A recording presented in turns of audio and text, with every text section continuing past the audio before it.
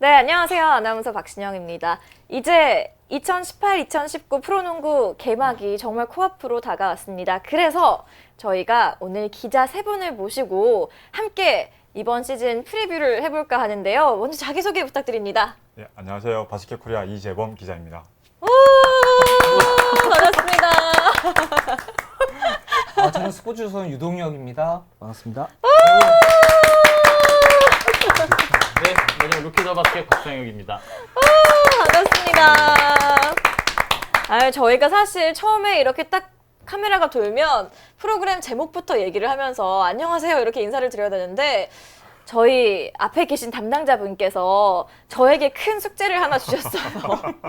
프로그램 제목을 지어오라는 숙제를 주셔가지고 제가 한번 적어봤습니다. 어떤 제목이 어울릴까. 그래서 여러 가지 안들이 있어요. 첫 번째, 농부. 농부요? 농구? 농구.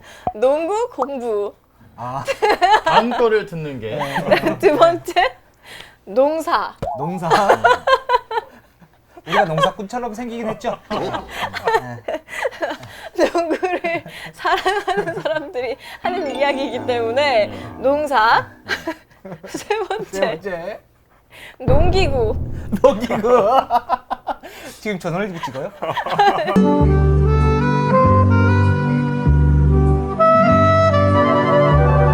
농구 기자들과의 구구절절 농구 이야기. 야. 농기구. 말 된다 이거. 그러니까. 그래요? 이게 제 반응이 좋은데요? 그럼 농기구로 갈까요? 예, 좋아요. 네, 좋습니다. 네. 농기구. 저는 호미입니다. 나는 낫을 해야 되나? 여긴 쟁기고요. 저는 트랙터 하겠습니다. 트랙터. 가장 편한 건데 트랙터? 네, 이렇게 저희는 농기구입니다, 여러분.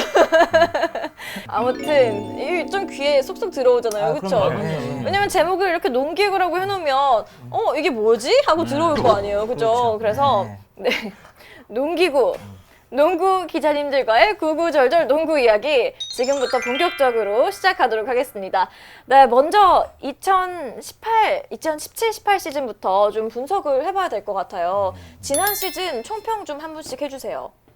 일단 뭐 지난 시즌은 역시 뭐 DB의 신선 돌풍이 인상적이었죠. 물론 결과적으로 SK의 우승으로 끝나긴 했는데 그 정규리그 때 DB만한 팀이 없었던 것 같아요. 그럼요. 그래서 뭐 개막전만 하더라도 뭐 이제 리빌딩을 하는 팀이기 때문에 꼴찌만 아니어도 괜찮을 거다 그랬는데 긴장 안 하셔도 됩니다. 예. 왜 이렇게 제 긴장하셨어요? 몸이 긴장하네요. 예, 뭐 그러네. 그래서 어쨌든 네. 맛입니다. 예. 날씨 좀 이렇게 갈지를 못해서 그래요. 예. 그래서 어디까지 얘기했죠? 날이 무뎌졌어요. 정규리그. 네네. 리빌딩. 네. DB 리빌딩. 뭐 리빌딩 한다더니 딱 정규리그 우승도 떡하고 뭐 네. 물론 플레이오프에서 우승을 못했지만 뭐 DB만한 팀이 없었고 그다음에 전반적으로 좀 그 팀별로 성적이 안 좋은 팀들이 뭐 다 그렇게 좀 부상 선수들이 많았다. 맞아요. 뭐 SK 김선영이나 돌아오긴 했지만 뭐 LG 김종규, 뭐 현대무슨 이종현 같이 이 선수들이 부상만 안 당했어도 그 팀들이 좀 더 성적이 높아지지 않았을까 좀 그런 생각을 해봅니다. 네, 동혁 기자님은요? 저는 한 6가지 정도로 이렇게 정리를 와. 해봤는데 뭐 그렇게 거창하진 않아요. 오. 간단하게 말씀을 드리면 그 첫 번째, 두 번째는 이제 박상혁 기자하고 낫 기자하고 비슷하고요. DB 돌풍은 굉장히 인상적이었다. 아무도 예상하지 못한, 그러니까 6강조차도 예상하지 못한 그런 팀이었는데도 불구하고 DB는 돌풍을 일으키면서 정규리그 우승을 차지한 네. 그런 모습이 있고, 두 번째는 디온테 버튼 선수의 어떤 그 퍼포먼스 저는 굉장히 인상적으로 맞습니다. 봤습니다. 네. 예, 뭐 사이먼 선수도 좋았지만 디온테 버튼 선수가 어떤 신개념의 그런 이제 퍼포먼스를 갖다 보이면서 맞아요. 뭐 최고 외국인 선수로 등장을 했다라는 거하고 네, 팀원들과도 또 잘 어울렸고, 그렇죠. 네, 예. 핑크색 양말도 기억에 남고요. 그렇습니다. 네. 예, 인성도 되게 좋았고. 네, 맞습니다. 세 번째로는 이제 SK 챔프전 우승인데 저는 여기에서 SK가 우승한 것도 우승을 한 거지만 네. 3년 전에 오리온이 우승을 했을 때 굉장히 좋았던 게 오리온이 우승을 하면서 스페이싱 농구라는 굉장히 좋은 그러니까 신개념의 어떤 그 흐름을 보였거든요. 그동안의 우승이었던 개념들이 정통 센터, 포인트 가드, 그리고 슈터 이렇게 3일체가 되면서 우승하는 그런 전통적인 개념이었다면 오리온 같은 경우에는 원가드 포포워드 시스템으로 인해 가지고 이제 스페이싱을 넓게 쓰면서 우승하는 네. 그런 모습을 보였는데 SK가 그런 농구를 하면서 우승을 했다라는 점에서 맞아요. 저는 의의를 갖다가 좀 찾고 싶고 그다음에 마지막으로는 그 이제 플라핑 얘기가 좀 많았었죠. 네. 프로농구의 발전을 좀먹는 이제 그런 버릇이라고 볼 수가 있는데 이런 부분이 지금 해소를 하기 위해서 지금 규정을 뭐 나중에 얘기하지만 바꾸지 네, 않습니까? 네. 예, 이런 부분들이 좀 저는 좀 인상적이었던 그런 시즌이었다라고 생각이 듭니다. 아, 준비된 홈이 유종혁 기자님이었습니다. 와. 홈이었습니다. 예. 네, 이제 끝으로 네. 이재범 기자님. 저는 앞에서 얘기를 다 했기 네, 때문에 너무 다 할 얘기가 하셨죠. 없는데 근데 하나 빠진 게 있다면 이제 김주성 선수가 은퇴를 했는데 아, 맞아요. 1월 1일부터 뭐 은퇴 투어를 했던 게 굉장히 인상 깊었고 또 일부 구단에서는 조금 동참을 안 할 것 같은 분위기도 있었는데 모든 구단들이 또 다 동참해서 맞아요. 또 선물도 주고, 네. 김주성 선수 떠나는 자리를 빛냈던 게 굉장히 인상 깊었고 또 조금 보완해서 저는 이제 기록적으로 좀 얘기를 좀 많이 하려고 하는데 네. 기록 DB 돋보시니까, 예. 같은 경우에는 이제 또 뭐 챔피언 결정전에 올라갔지만 이제 또 2연승 하고 난 다음에 4연패를 당했는데 근데 이게 또 DB가 챔프전에서 4연패만 따지면 3번을 당했거든요. 나래 시절에도 원년에 나래 때도 한 번 당했고 또 모비스한테 또 4연패 당했고 그다음에 또 이번에도 당했는데 그것도 DB가 2007-2008 시즌에 총합 우승하고 난 다음에 그 이후에 10시즌 동안 4번이나 챔프전 올라왔는데 또 4번 모두 다 또 중승했다는 거. 뭐 한 5개 구단이 챔프전에 4번 이하로 올라갔었거든요. 근데 그만큼 이제 DB 같은 경우는 챔프전에 많이 올라간 편이긴 하지만 우승을 못했다는 건 조금 오게 튀지 않을까. 반면에 또 SK 같은 경우에는 이제 2연패 당하고 난 다음에 또 4연승으로 우승한 건 또 최초니까 네. 그만큼 또 이제 SK가 또 그만큼 또 빛나는 시즌이었다라는 생각이 또 듭니다. 네, 감사합니다. 네, 이렇게 뭐 지난 시즌에 대해서 한번 짚어봤는데요. 저도 일단 유독 부상 선수가 많았던 시즌인 것 같아요. 그래서 이번 시즌을 시작하면서는 선수들이 부상 없이 한 시즌 잘 마무리할 수 있었으면 좋겠다는 이야기를 늘 하지만 이번에 또 한 번 더 하고 넘어가도록 하겠습니다. 그러면 이제 10월 13일부터 2018-2019 시즌이 개막을 하는데요. 이번 시즌부터 좀 새롭게 바뀐 부분들이 굉장히 많아요. 경기 규칙도 그렇고 아까 말씀하신 외국인 선수 신장 제한도 그렇고요. 또 평일 경기 시간도 변했거든요.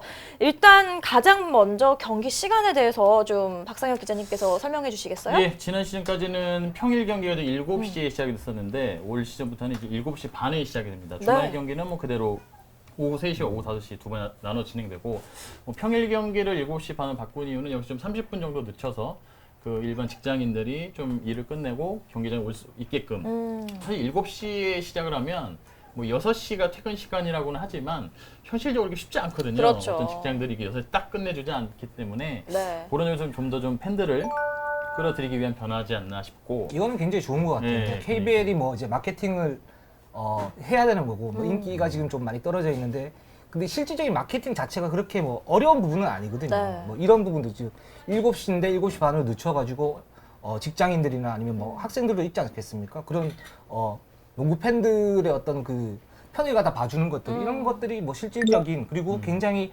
효율적인 마케팅이 아닌가라는 생각이 그러면 듭니다. 더, 네. 더 많은 팬들이 이제 경기장을 찾아오면은 그만큼 또 관중들의 열기가 뜨거워지면 선수들이 더 좋은 플레이를 보여주는 경우가 많잖아요. 특히 그렇죠. 김선영 선수 같은 경우에는 네, 그렇죠. 그런 모습도 볼 수 있을 것 같은데 선수들의 반응이나 뭐 구단 관계자 반응들은 어떤가요? 일단 구단 관계자는 아무래도 좀 30분 늦어나니까 좀 어쨌든 구단 입장에서 수입도 좀 늘어날 가능성도 높고 뭐 준비할 수 있는 시간적 여유도 좀 더 많아져서 근데 이제 일단은 처음 시행하는 단계이기 때문에 네. 딱 어떻다 뭐 평가는 못 내놓겠지만 그래도 다들 좀 긍정적인 반응입니다. 어쨌든 30분 늦추는 거에 따라서 관중이 뭐 10명이 더 늘어날 수도 있고 100명이 더 늘어날 수 있으니까 그런 점에서 좀 다들 반기고 있고요. 그다음에 또 변화에 대해서 얘기하면 일단 그 비시즌부터 그 KBL 홈페이지에 네. 보이스 오브 더 KBL에서 이제 팬들의 의견을 수렴하는 공간이 마련됐습니다. 맞아요. 뭐, 소통 창구가 생겼죠. 네, 물론 이제 어떤 팬들은 이제 뭐 1대1로 이렇게 대화하길 원하긴 하는데 사실상 현실적으로 그건 좀 불가능할 것 같고 네. 일단은 뭐 그렇게 어떤 소통할 수 있는 창을 만들어서 거기서 좀 KBL 차원에서 적절하게 대응할 수 있는 것들은 좀 팬들에게 답변도 달고 좀 뭐 의제로 할 수 있는 거는 구현할 수 있는 거는 의견을 통해서 이제 행정적으로 실현할 수 있게끔 한다고 합니다. 그러니까 뭐 팬들도 사실 그동안 좀 불만사항이 많아도 막 네. 댓글에만 이렇게 남기고 그랬는데 맞아요. 한번 관계자 직접 보는 뭐 답변을 하든 안 하든 다 읽는다고 하니까 그걸 올리면 그 다양한 의견을 좀 많이 낼 수 있을 것 같습니다. 네, 또 직접 참여를 할 수 있으니까 그만큼 농구 경기에 더 집중을 하지 않을까 네. 그런 생각도 드네요. 총장님 네. 같은 경우에는 네. 또 이제 그게 매일 들어가서 또 본다 그러더라고요. 총장님도 직접 보니까 그만큼 또 소통하는 데 있어서 적극되지 않을까라는 생각이 듭니다. 오, 네. 이번 시즌에는 팬들의 의견도 많이 반영될 것으로 보이고요.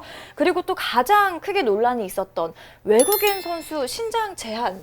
네. 이 부분에 대해서도 이야기 좀 해주세요. 네, 지난 시즌까지는 단신은 193cm 이하, 장신은 제한이 없었는데 올 시즌부터는 단신은 186cm 이하, 장신은 2m 이하로 여기 굳혔죠. 그래서 네. 좀 뭐 이번 시즌 앞두고 각 구단들이 그 외국인 선수 선발하는 데 있어서 참 뭐 여러 가지 해프닝도 많았고 뭐그 한국 농구가 CNN도 나오고 BBC도 나오는 아주 위기가 되기도 했는데 사실 좀 이렇게 좋은 모양새는 아닌 것 같아요. 모든 여러분 네. 알다시피 그래서 지금 마케팅은 확실히 되지 않았습니까? 네, 그러니까 어떤 뭐 홍보라는 홍보를 많이 면에서는 됐죠. 네, 뭐 언론의 초점은 사실 뭐 영국과 미국의 언론이야 KBL에 관심을 갖기 쉽지 않은데 네. 근데 어쨌든 지금 뭐 집행부도 새로 바뀌었고 어쨌든 팬들의 의견을 수렴하는 분위기니까 이 부분은 뭐 올 시즌 한번 이사회를 거치면서 좀 바뀔 수 있는 가능성이 있지 않을까 좀 조심스럽게 예상을 해봅니다.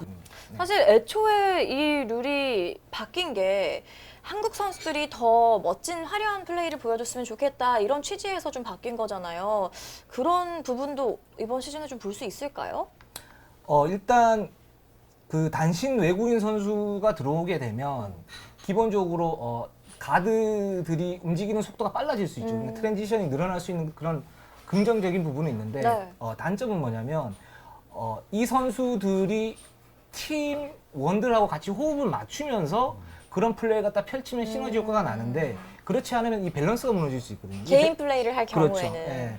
그 밸런스가 무너질 가능성이 많은데 이 밸런스가 만약에 무너지게 되면 경기력 자체가 뭐랄까 좀 쫀득쫀득해져야 되는데 이게 좀 이렇게 확 벌어지는 그런 느낌이 있거든요. 네. 그런 이제 단점이 있고 반면에 어쨌든 경기력 자체가 조금 올라가긴 할 겁니다. 그리고 득점력 자체도 좀 올라갈 거고 이런 부분은 좀 효과적인 부분이 있다라고 볼 수가 있겠죠. 네.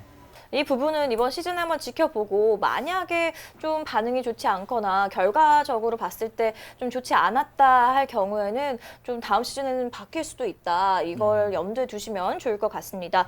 그리고 규칙적으로도 바뀐 부분이 많더라고요. 일단 뭐 주요 변경 사항은 이제 공격팀의 파울이나 바이올레이션으로 상대팀 프로팀 코트에서 드로잉을 할 때 공격 제한시 기존에 24초였는데 네. 올 시즌도 14초로 적용이 됩니다. 그러니까 10초가 단축되니까 그 각 팀이 좀 공격을 빨리 해야 되겠죠. 그래서 빠른 공격이 좀 가능할 것 같고 또 이제 4쿼터 2분 이내 작전 타임 후에 프론트 코트에서 공격 시작할 때도 공격 제한 시간이 14초로 적용이 됩니다. 만약 그 잔여 시간이 13초 이하일 때는 그 잔여 시간이 적용이 되는데 어쨌든 그 드로인 할 때 공격 시간을 14초로 줄인 것은 그만큼 좀 빠른 공격 농구를 지향하겠다는 KBL의 의지가 아닌가 생각이 됩니다.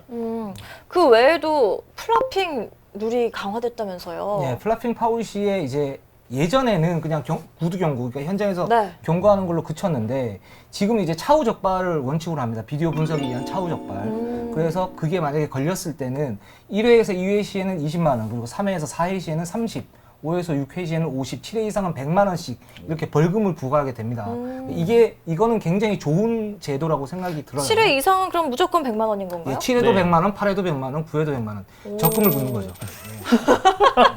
아니 그러면 이게 7회 정도 했던 선수들은 그 이후에는 나 몰라라 하고 계속 할 수도 있겠네요. 그럴 수 있어요.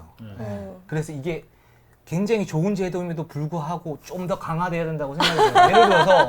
예를 들어서 진짜 이럴 수 있어요. 그러니까 플라핑을 해서 득점이 올라가는 선수가 있다고 쳐요. 네. 7회를 했어요. 100만 원 괜찮은데? 또 해요. 100만 원 낼게. 나 2득점 할래. I'm really rich. 뭐 이렇게 해가지고 한 10몇 회씩 이렇게 할 수 있는 그런 상황이 생길 수도 있어요. 그러니까 물론 이제 그렇게까지는 안 가겠지만 적금을 그렇게 계속 될 수 있다. 차곡차곡 부을 수도 그렇죠. 있다는 예, 거죠. 뭐 예. 그렇죠. 그래서 이제 NBA에서는 어떻게 하냐면 첫 번째 경고 이후에 5회까지는 $5,000의 벌금이 나오고 6회부터는 출전 정지가 이루어집니다. 사실은 7회 이후부터는 출전 정지로 가는 좀 더 강한 그런 이제 플라핑 사후 적발 제도가 있을 때 좀 더 완벽하지 않나. 근데 그럼에도 불구하고 사실 이 제도가 도입된 거는 이번이 처음이거든요. 네. 이런 부분은 정말 KBL한테 박수를 보냅니다. 근데 물론 플라핑은 예전에도 한번 강화를 헐리우드 액션 해서 그 네. 당시에는 그런 네. 일이 있어서 그때도 비디오 분석하고 난 다음에 이제 처벌을 하겠다고 했지만 근데 나중에 영상으로 봤을 때 이게 구분하기 굉장히 힘들거든요. 맞아요. 그리고 또 기준이 예. 애매하죠. 그리고 또 영상으로 보면 이제 접촉은 있지만 이게 이제 맞는 사람의 강도를 또 알 수 없기 때문에 네네. 그래서 이제 그게 나중에는 허지부지된 경우가 있기 때문에 이거는 KBL에서 정말 의지를 가지고 진행을 해야지만이 시즌 끝까지 또 이제 유지되고 선수들도 경각심을 가지고 고쳐지지 않을까라는 생각이 들어요. 네, 이재범 기자 말씀도 네네. 맞는 말씀이고 역시 진짜 중요한 건 의지의 문제인데 이게 사실은 플라핑이 애매할 수도 있지만 네. 어떻게 보면 이 플라핑을 하게 되면 그런 이제 어떤 루틴 같은 것들이 딱 나오거든요. 그거 네. 농민들 알아요. 보면 비디오 분석 하다가 보면 이 플라핑이 나오기 때문에 이런 부분은 아 이거는 애매해 이게 아니라 정확하게 기준을 가지고 이건 플래핑 맞아 이렇게 잡아간다면 이거는 잡을 수 있는 그런 문제라고 생각이 들어요. 기준을 한번 보여주세요. 제가 이렇게 딱 건드렸을 때. 이거 진짜 깜짝 놀랐어요. 그 정도 감을 건가요? 네, 그렇죠. 네.